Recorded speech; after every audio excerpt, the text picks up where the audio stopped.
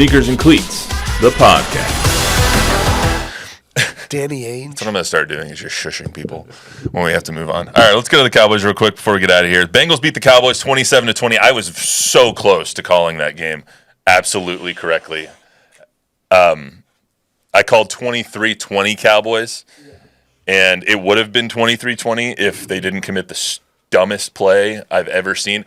Only the Cowboys can lose on a punt that they blocked. Yeah, true. Like, they block the punt and end up not getting the ball and Leon Lett. It was so stupid. Whenever I think of Leon Lett, I think of BB knocking the ball out. I don't think of the Leon Lett game. It was the next year. Yeah, I think of the Super Bowl Leon Lett moment, not that one. Yeah. But same thing. We were talking this morning. What's the worst way to lose a game that you've ever seen on like a last play, other than like a Hail Mary? The drive, the fumble. The fumble. That's significant. Miracle in the Meadowlands?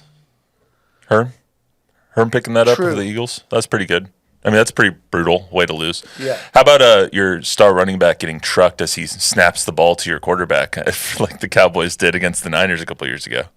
Oh, yeah. That's pretty bad. So the Miracle on the Meadowlands is the closest thing I can think of to it in the NFL, but this is a true story. I was anchoring the weekends here years and years ago, late 90s, mid to late 90s, and Baylor had hired a new head coach, Kevin Steele, who's been a longtime defensive coordinator all over the NFL. He was their head coach at Baylor. They had been a horrible program, like 0-12 the year before, maybe 1 or 2 wins. He was trying to reestablish a program. They're playing UNLV early in the season. Baylor has the ball and the lead with like 3 seconds to go in the game. And they're at the UNLV 2. And instead of taking a knee and the victory, they tried to run it in. And he said afterwards, I'm trying to establish a culture and that we're going to finish the job or whatever. He Mario Cristobal'd it. The guy fumbles 5 yards deep into the end zone. At about the 1, it came out. The safety picks it up 5 yards deep and goes 105. And they lose with zeros on the clock. It was the only time since they started keeping stats in college football that a team had lost a game with the lead and the ball in the last play. I mean, I'm just trying to think of other great plays and bad ways to lose. That Utah BYU game this year where they had 4th and 11. Utah had a 4th and 11, or excuse me, BYU had the ball 4th and 11 in their own side of the field, and the quarterback was being sacked by Utah in a rivalry game, and they called just a bullcrap holding call on the defense, and then they gave the new set of downs. BYU goes down, off the field. Yeah. The Stanford, the band is on the field is a pretty bad way to lose, I would say. Yep. And then what was the last one? Oh, the Leitner play is probably a pretty bad way to lose. No, that's a great play. I mean, it's a bad way to lose, though. Yeah.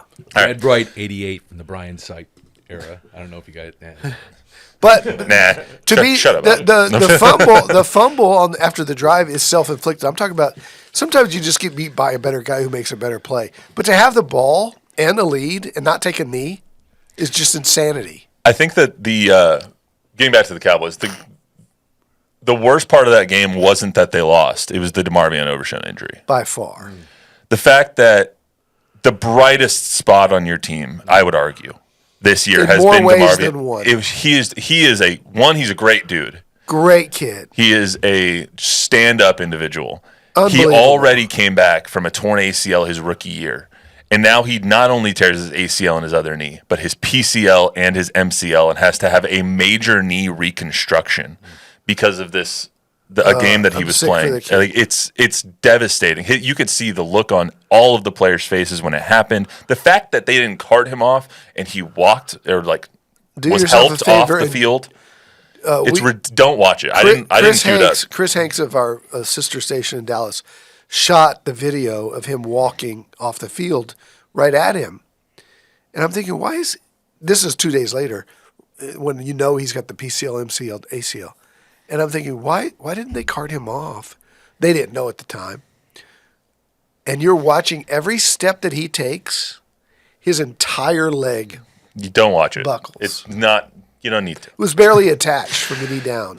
I mean, I saw that and I was like, well, he's done. And then it came out that it was ACL, PCL, and MCL. And I was like, okay, well, he's done for next year too. His career might actually be over.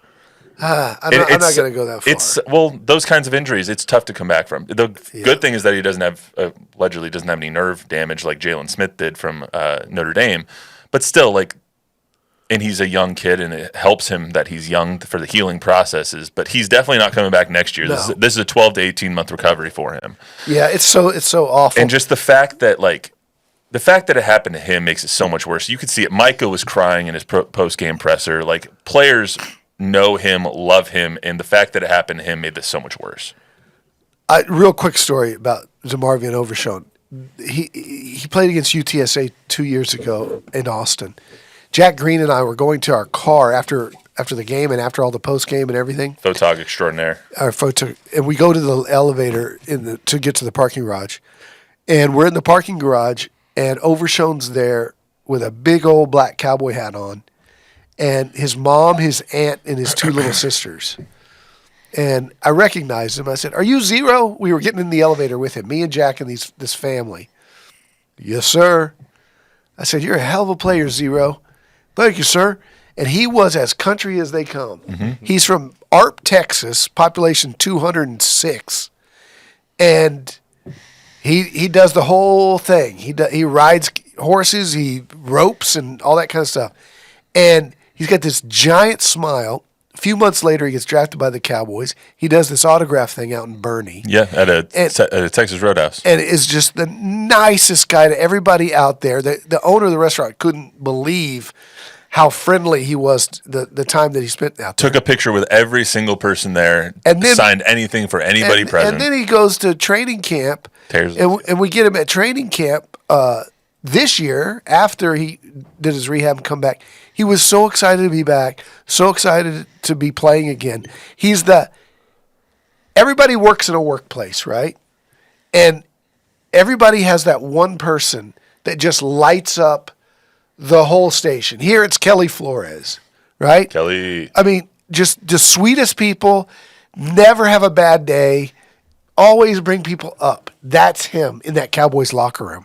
So that it's just such a kick in the gut because of who it is. Yeah, absolutely. And he's a great player. Yeah, and that was not even considering on the field. He's been phenomenal on the field this year. He's one of the fastest linebackers I've ever seen, closing in on somebody, closing in on a ball carrier, making phenomenal plays. You just remember that play that he made against the Giants, tipping it up and catching it and taking it taking it to the house. He's ridiculous. Yeah. But it's just who it is made it so much worse. Yeah.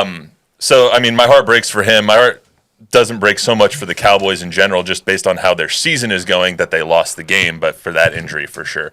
Only other thing I wanted to talk about while we're here is there's been a lot of talk this week about Mike McCarthy. Obviously, Bill Belichick, I think, is having his introductory press conference at UNC right now. Actually, it might have ended already because he only does 5-minute press conferences when he's a coach. But Bill Belichick's now off the table. There's still guys out there like Ben Johnson and Mike Vrabel and these other names. Do you think right now Mike McCarthy is the best option? No. For the Cowboys? I think that there's an argument to be made that he is. I don't think he's the best option, but right now he's the only option, and he's not going anywhere. I think there's a better chance than not that they re-sign Mike McCarthy. 100%. And he's going to come back. Which was blasphemous to say 5 weeks ago. Think about this. If you're Mike McCarthy, you're a free agent. Do you want to come back? Exactly. Exactly. Yeah. He's a really good coach. There's going to be some openings. Yeah. Why would you come back to a team that you know is set up to fail? That's fair. I think that's more of the point because Jerry can offer him a contract. He doesn't have to sign it. That's right. That's right. That's how, yeah. I didn't even think about that really. So it's going to be interesting. But I think right now, just speaking from the Cowboys' perspective, 5 weeks ago, we would have been like, Mike's out of here. There's no way. And now you look at how the team has kind of galvanized, for lack of a better term, done better around without some of their star players, without Dak and without DeMarcus Lawrence and all that stuff. And this is a pretty decent coaching job for Mike McCarthy with what he was given. So. 3 weeks ago, he was asked by somebody in the presser. He said, "Coach, is it crazy to think that you could?" And he kind of laughed like, crazy. Like, you guys are killing me already. No, right? no, it was like right at the beginning too, because Jerry said something on the radio, and he's like, well, I don't know anything. I don't want to talk about it right now because we got the Giants coming up. But keep sending the good vibes this way. Yeah. I kind of like Mike. He's good with us. He's quirky, as Chuck likes to say. Hey, but the other side about that, what about Belichick? I mean, what did you think of that going to UNC? Well, I love all the memes that are coming out on of the it, that's for surface. sure. It doesn't seem like it makes sense. But then we see the picture of him as a 3-year-old because his dad coached there and he grew up there, and his first memories of football were there. And I think he was assistant coach there at some point, one of his first coaching jobs. There was a really, really good article by Seth Wickersham on ESPN about why this decision was made and what confidants around Bill Belichick are saying. And apparently, this was a big FU to the National Football League. Is not coming back after after all the Robert Kraft kind of sandbagged the Falcons for him last year after the Dynasty documentary sponsored by Robert Kraft came out and didn't paint Bill Belichick in a very good light. So that's apparently what this is. And he got $30 million. Yeah, I mean, and he's got to hire a GM, Mike Lombardi. Yeah, he's Bill Belichick. This is going to go one of two ways. Either it's going to be a huge success or an epic failure. There's no in between. True. He's not going to be 6-6 and hoping for a Frisco Bowl appearance. He's going to either win national championships or he's going to be the worst team in the AAC. And ACC, knowing Bill Belichick from what we've seen in recent years, where else is there that many 19 to 23-year-old co-eds? Hey, he can recruit. Let me tell you. I did see the best part about him being hired and dating someone who's 24 years old is all the memes that come along with it. I saw something earlier. It's like Bill Belichick only took this job to get his girlfriend into grad school. So I just think it's funny. But anyway, that's all we got for you today on the Sneakers Cleats podcast. Remember to download, rate, review, subscribe, give us a 5-star rating, tell a friend, tell an enemy, and go check out Dusty's article on our websites. Go check out the Spurs and Tony Parker and CP3's total conversation on the Spurs YouTube channel. But we will see you back here on Monday. Peace.